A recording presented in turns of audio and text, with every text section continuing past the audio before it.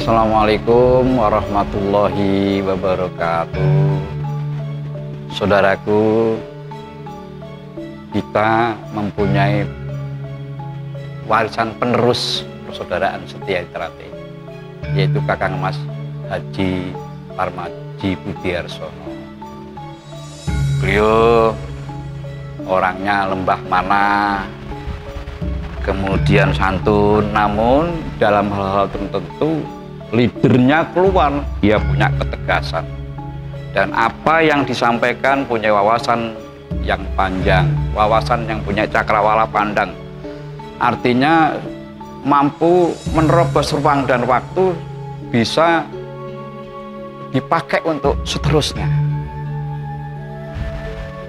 Sebagaimana yang sering disampaikan beliau di dalam sesantinya, ojo sok gawe susah ing liyan, opo alane gawe seneng ing liyan. Awalnya saya juga tidak paham harus bagaimana menelaah apa yang disampaikan beliau. Namun ketika suatu saat pengesahan di suatu tempat di Ambon, kalau tidak salah di Seram, di Pulau Seram bersama kami, beliau menyampaikan di sela-sela rutinitas atau ritualnya selesai, ketika santai, yuh payu ayo golek wong sing dodol sing rupane welek, panganane sing ora enak, sing ora patek payu. Saya pada waktu itu menerima juga, Mas, penjenengan untuk beli apa saja bisa. Kenapa kok harus cari makanan yang tidak enak?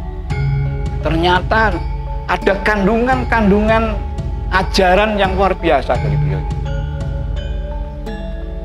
Orang itu yang penjual, yang mungkin tua, elek, tidak pernah laku dalam ini, pedagang-pedagang yang biasa saja. Mereka berdagang, kemudian hasil dagangannya sebagian untuk makan, sebagian lagi untuk pulaan lagi. Dan kalau kita membeli di sana, malamnya ketika dia memasak, mereka sudah berdoa pada Allah SWT. Ya Allah, muga-muga daganganku payu.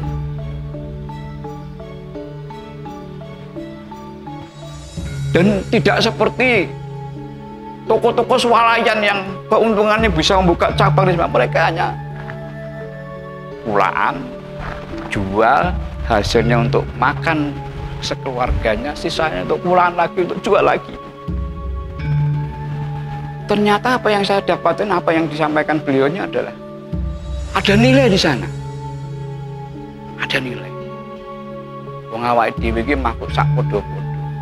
Nek nyenengno wong, walaupun mungkin makanan itu tidak enak, tapi doanya yang disampaikan pada Allah itu menjadi doa yang mustajabah.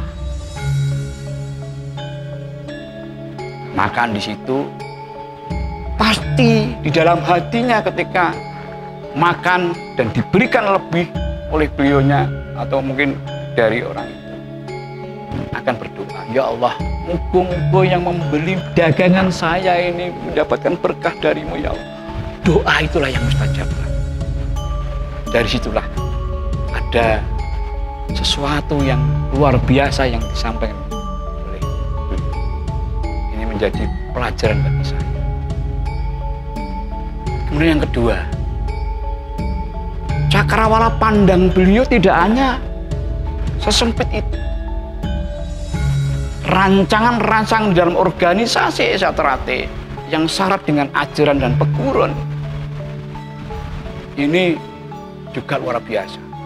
Apa yang disampaikan, yang digariskan bisa menjadi landasan-landasan kepengurusan sekarang ini. Dulu ketika maraknya saudara-saudara kita Trate itu senang dengan tingkatan dan sebagainya, beliau membuat terobosan, membuat tingkatan 1 sampai 9. Sehingga yang terakhir Hajar, Anom, dan Hajar.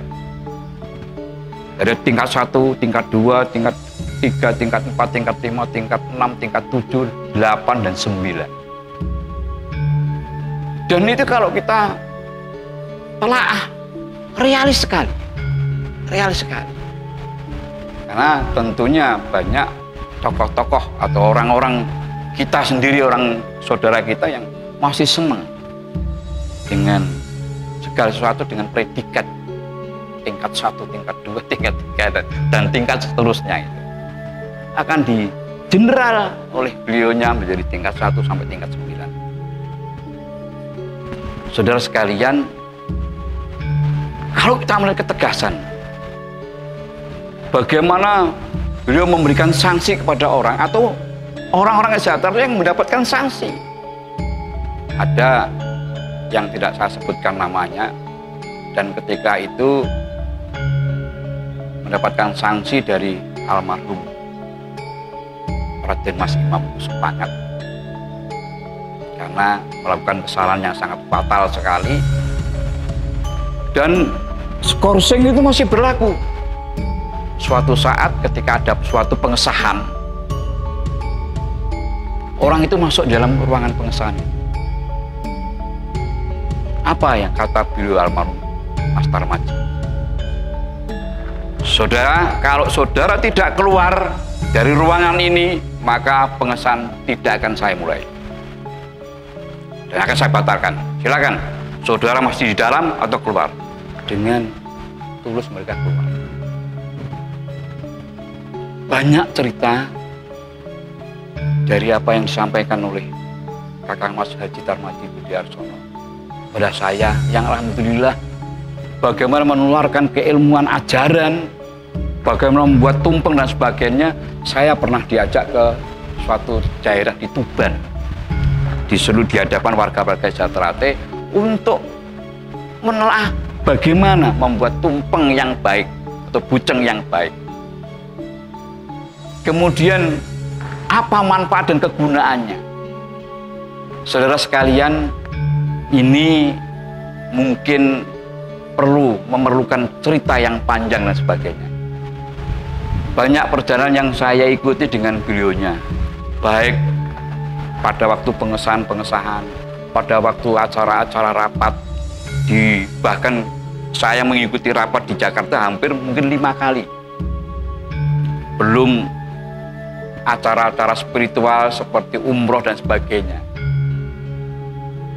Untuk itu, saksikan acara selanjutnya. Ihdinas Shiratal Mustaqim. Assalamualaikum warahmatullahi wabarakatuh. Jatrate Jaya.